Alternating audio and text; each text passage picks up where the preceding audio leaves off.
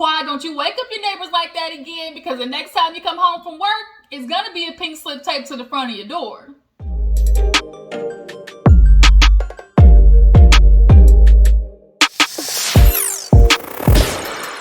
You guys, what is up? What is up? Welcome back to my channel. Appreciate you for tuning in. We're going to get into Married to Medicine, you guys. We got to play a little bit of catch up from Sunday night. So we're going to talk about Married to Medicine right now. As well as, you guys, I actually think I'm going to review Shahs of Sunset this season. I love this show. I've been watching it since season 1. I've never reviewed it, but I think this season I definitely am going to. I love Shahs of Sunset, you guys. If you haven't seen this show, definitely tune in. Well, you want to talk about good production and actually genuine, friendships. These people were friends before TV, like 10 years in the making of friendship. So when they fight for real, for real. And when it's drama for real, for real. I think it got so bad to the point, if y'all seen the show, y'all remember when Reza told MJ the reason her uterus exploded is because she had 10 abortions? Yeah, it be getting that bad on Shahs of Sunset. So I actually feel like I'm going to review this season. If you do watch the show, definitely drop down in the comments and let me know. If you're new to it, haven't been put onto it, you guys, definitely stay tuned because it is going to be madness this season. But for what we're going to talk about right now is Married to Medicine. So let's go ahead and get into the episode. It was, just enough. We had kind of a, drawn out episode to the big kaboom towards the end, basically. So let's go ahead and get into it. If you're new to my channel, go ahead and hit that subscribe button. I appreciate you for clicking on my video, but take it a step further and click that subscribe button, okay? And on my other jujus, y'all make sure y'all go ahead and hit that like button, drop down in the comments and let me know that you guys stopped by, okay? So we open up Married to Medicine, basically with Toya talking about how she's glad to not have these kids anymore. She's like, I'm so glad to just have Toya time back. She basically loves living the life of a rich white woman. Like, dynasty style, like, I ain't gotta do shit, but, let the nanny take care of the kids. She don't have no nanny, but you know what I'm trying to say. Like, going around, having martinis and rosé and drinking wine all day, playing tennis. But what confused me was Toya's like acting as if she wasn't already doing these things before her sons went to school. Like, girl, like ain't nothing changed besides the kids going to school. You was doing all that shit already. So I'm just a little lost and confused. But I laugh because I saw this meme and it's like, if fuck them kids was a person, it'd be Toya. Like, that's Toya through and through. Like, I'm sorry, it just is. Toya loves living that rich housewife, lavish lifestyle. I mean, I can't blame her. Like, I guess she hit the jackpot, right? I'm not that type of person. I personally can't stay home and not do nothing. But Toya, you do you, boo-boo. I'm just need you to make it a little less noticeable that you be pawning your kids off that fast, okay? It ain't a good look. But yeah, so she's talking to Eugene. He's talking about how he tired. She like, why you tired?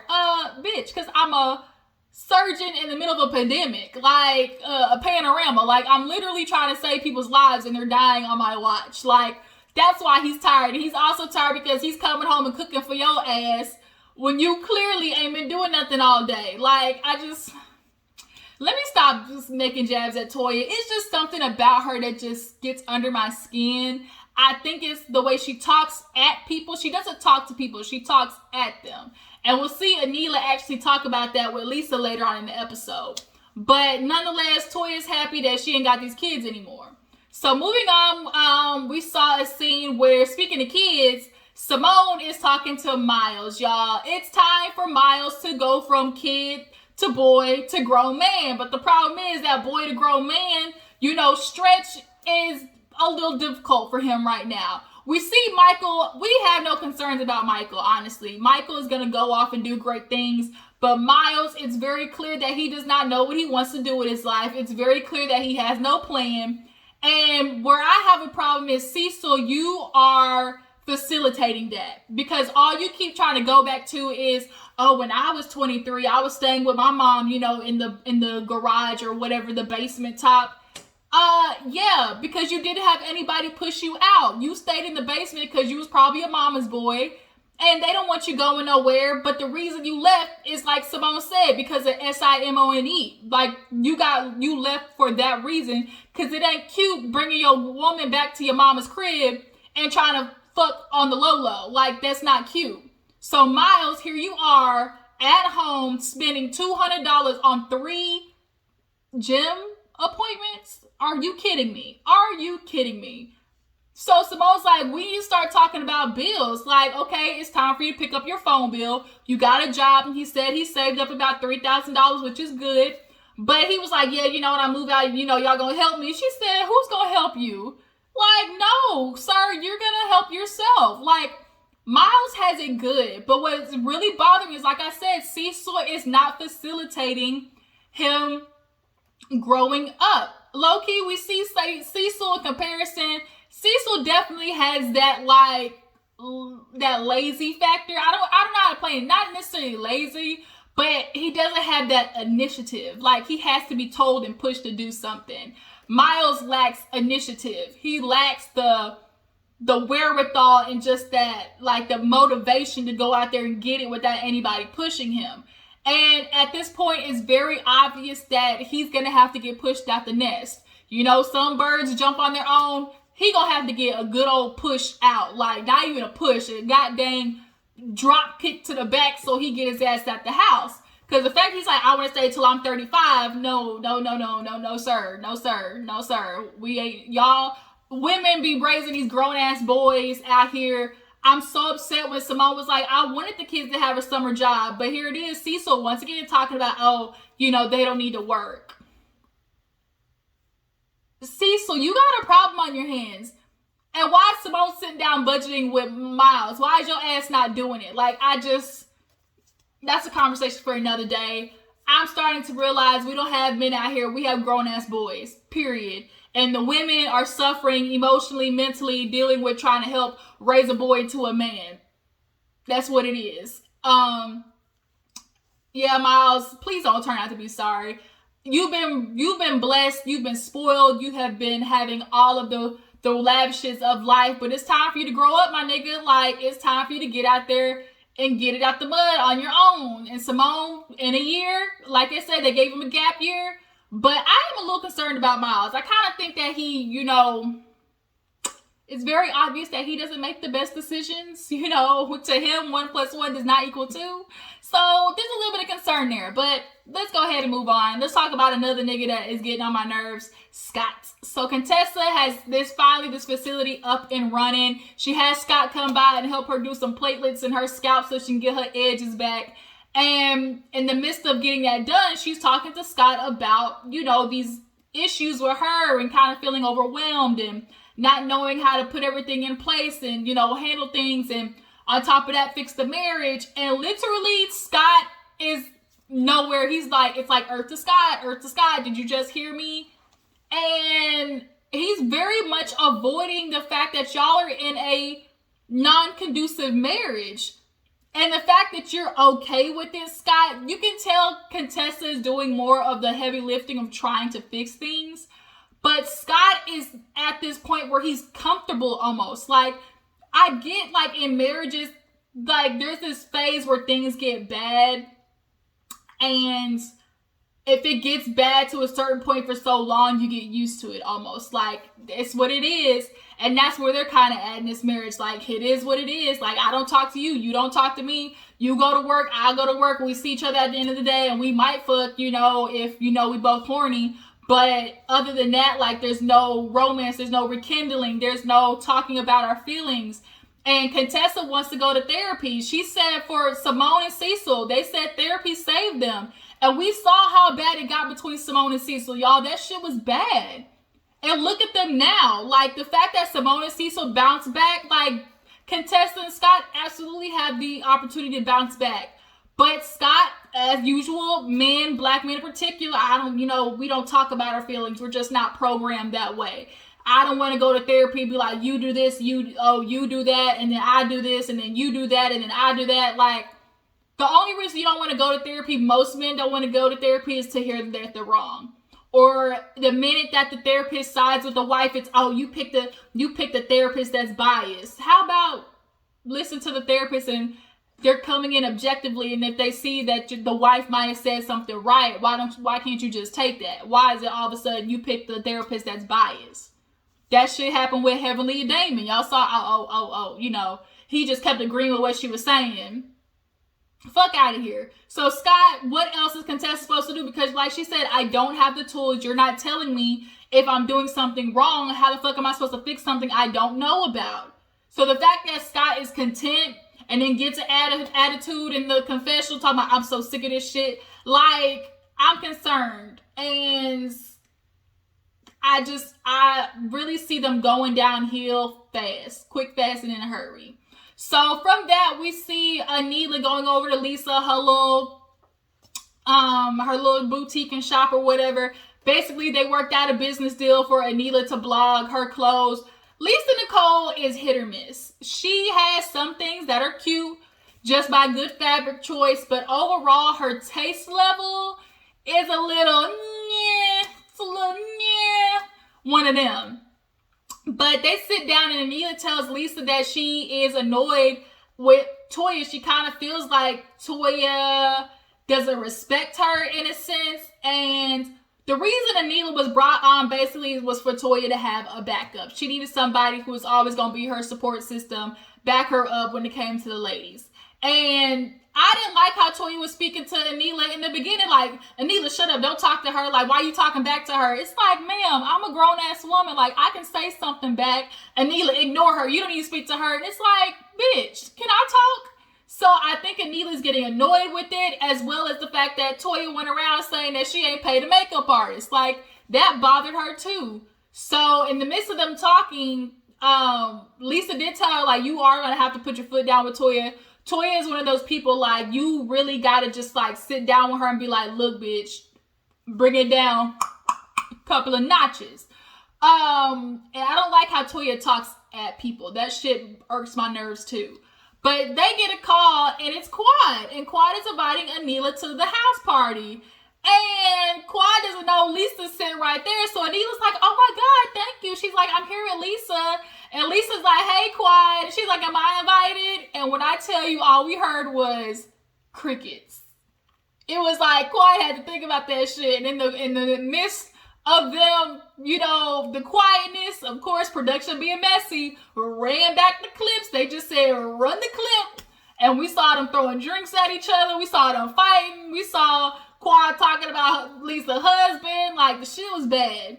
But they basically said, we're going to let bygones be bygones. Lisa, you can come to the party. Just make sure you keep your tongue in your mouth, basically. So it's the day of the party. Simone goes over there to Jackie's house. Jackie's house is lit, y'all. She got everything together. Everything's nice and right. They were sitting there doing the color purple, like, handshake. And they were talking about Toya, how Toya seems like a little bit different. And Simone basically is like, she's feeling unsupported by the ladies. She's like, she's got this house, and it just constantly feels like people are dogging her. In some aspects, I can definitely see that Toya is getting annoyed that she doesn't get respect from the other ladies. She's a housewife. She's not a doctor. She has no, like, any type of anything behind her. And so they look at her like, ugh, like, really? Like, basically, like, you can't sit with this type shit. And as much as Toya wants to say that doesn't bother her, it clearly, obviously bothers her. It's getting to her. And it's like, Toya, why don't you find something to do? You want to play tennis, you want to drink rosé in people's goddamn driveways. Why don't you find something to do with your time that's conducive and it's like you bringing in income besides the show? I'm not getting it. Like, Toya, you've been on this show long enough to have something of substance that is like a business that you got out of this opportunity, because you're not going to be on the show for long, like forever. Shit, you see Nene ass, like, you're not going to be here forever. Like, get something out of it. And the fact that you're not, like, that's what concerns me too. Like, she low-key just wants to sit back and, like, do nothing. And I think that's why the ladies look at her, like, as they do. So Simone was just basically like, you know, she's going to have to talk to them and, like, express how she feels. So we get to the house party. Everybody's showing up. Y'all, Contessa got body yada yada. Like, that ass in that leopard dress, that leopard, okay? Contessa got body. I could not stand the braids in the front of her hair at all. I couldn't do it. I could not stand it. And it was just so much hair back here. It was just so thick. I didn't like it. But the dress, on the other hand, Sky, you fucking up. Like, Contessa body is lit. So everybody's showing up.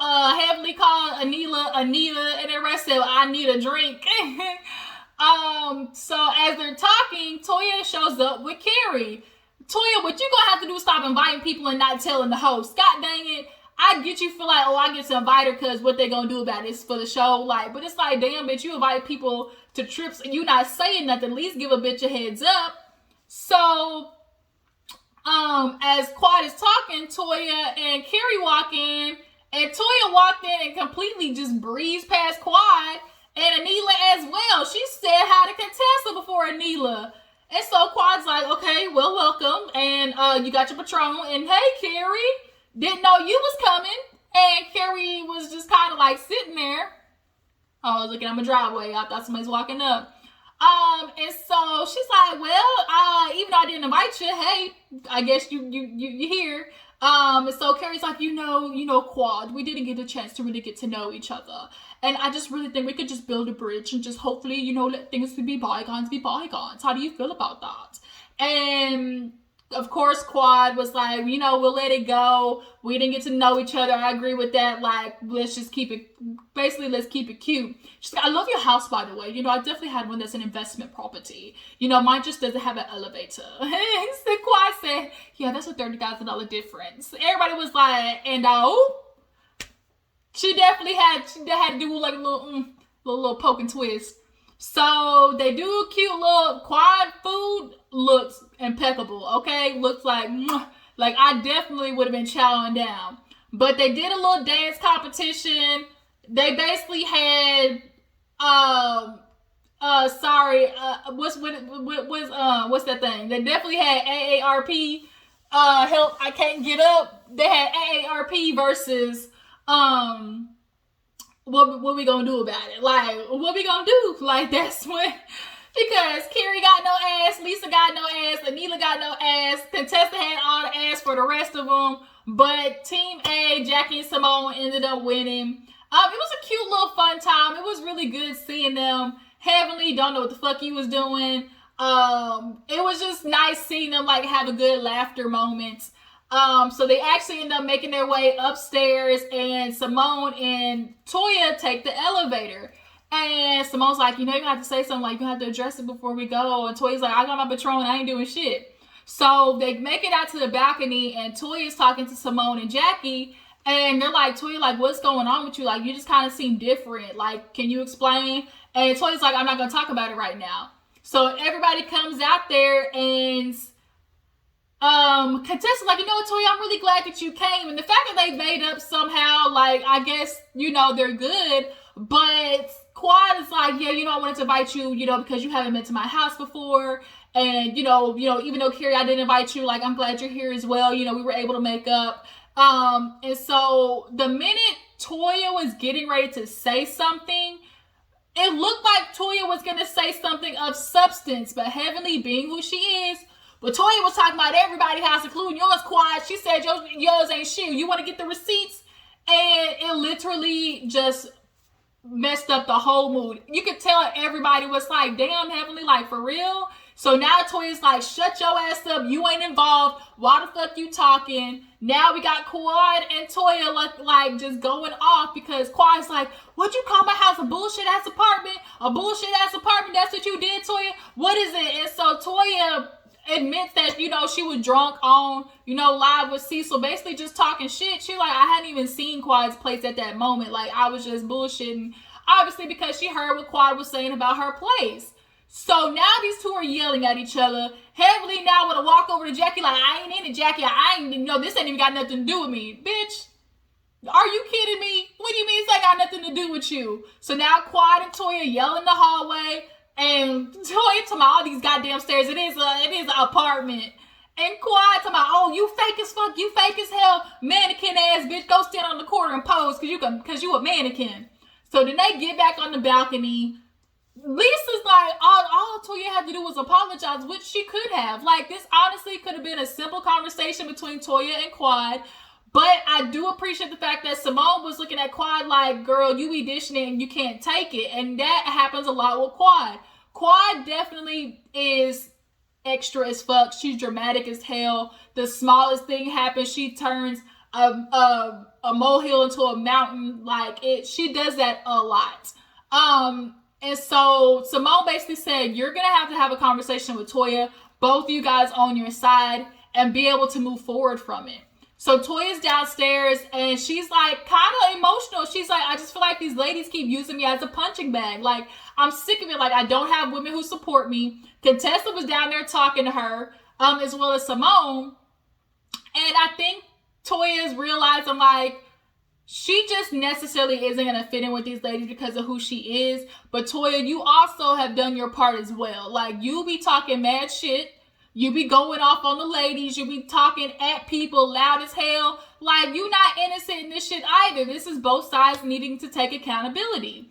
And so Toya ends up leaving, and the ladies are sitting down and telling Quad, like, you know, y'all just honestly need to talk. Like, we can't sit here trying to be friends and, you know, make up with each other, and we're not, you know, owning our part in it. And so basically we end with Quad apologizing to the neighbors, like, my bad, like, y'all got that show, I'm sorry about it. White ass neighbors looking at them, just looking like niggas. Just look at these niggas messing up the whole neighborhood, go drop the property value. And so the episode ends right there. And so next week, I can't remember what the preview was for next week, but nonetheless, it's gonna be more shit blowing up. I think it was between, no, the couples get together and Scott and Contessa have a messy moment at the table. That's what happened. So tell me how you feel about this episode. How do you guys feel about Quad and Toya's beef? Was it Heavenly that got that shit started? Do you feel like Quad and Toya can come back from it? Like, is that something they can do? And how do you guys feel about Scott and Contessa's relationship? Do you feel like Scott is basically like giving up? Is he out of this? And should Contessa walk away? Like, drop down in the comments and let me know. Appreciate you for tuning in. Like, subscribe, tag, all that good stuff. And I will see you in the next video. Deuces.